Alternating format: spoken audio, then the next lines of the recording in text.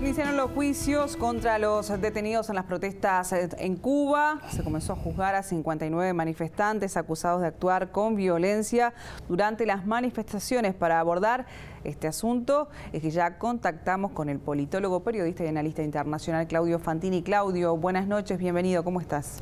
¿Qué tal, Rosario? Un gusto saludarte. Claudio, ¿es esperable un juicio justo para estos 59 manifestantes detenidos y ahora enjuiciados? La verdad que hay razones para dudar de que eso vaya a ser de ese modo, y el hecho de que ya haya sentencias muy duras hace pensar que han sido juicios sumarísimos los que ya se han realizado y que en tiempo récord han llegado a sentencias, ¿no? Pero incluso si no fuesen juicios sumarísimos los que están en marcha contra los manifestantes que han sido apresados, hay razones históricas para dudar de que haya un poder judicial verdaderamente independiente. Incluso en el primer año, en los primeros pasos de la revolución recién triunfante, ocurrió un hecho que ya daría la pauta de cómo el poder quedaría en las manos de una sola persona, y esa persona estaría por encima de la ley. Esa persona, por cierto, era Fidel Castro. En 1959 se hizo un juicio, un tribunal revolucionario para juzgar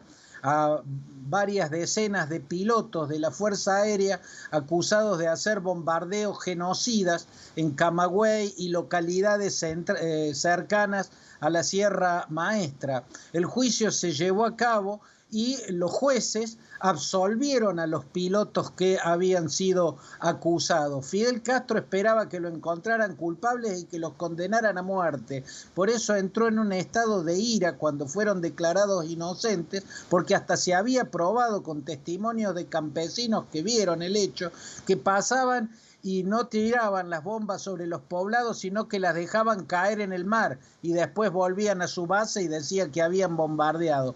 No todas las pruebas mostraban que eran inocentes, pero Fidel los hizo juzgar de nuevo y los hizo condenar a pasar 30 años de cárcel. Ahí quedó a la vista que el proceso que había comenzado con el triunfo de la revolución no sería un Estado de Derecho. Después hubo otros casos resonantes, como el encarcelamiento por muchas décadas también de Uber Matos, que había sido uno de los grandes revolucionarios, el llamado comandante Camagüey.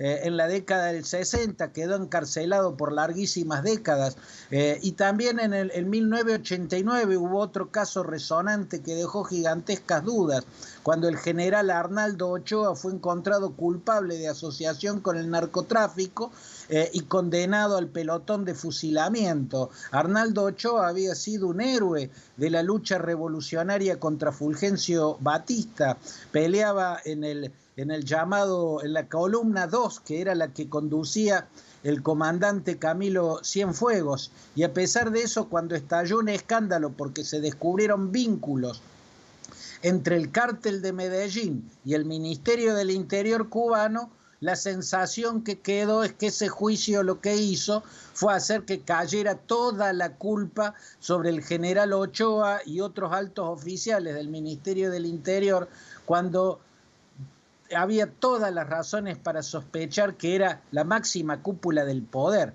la que había decidido aquella oscura sociedad. Por eso esos datos históricos indican que no hay un Estado de Derecho, no hay una justicia independiente, y en este caso no vamos a ver tampoco teóricamente, si nos guiamos por la historia, juicios justos contra los manifestantes que han sido encarcelados.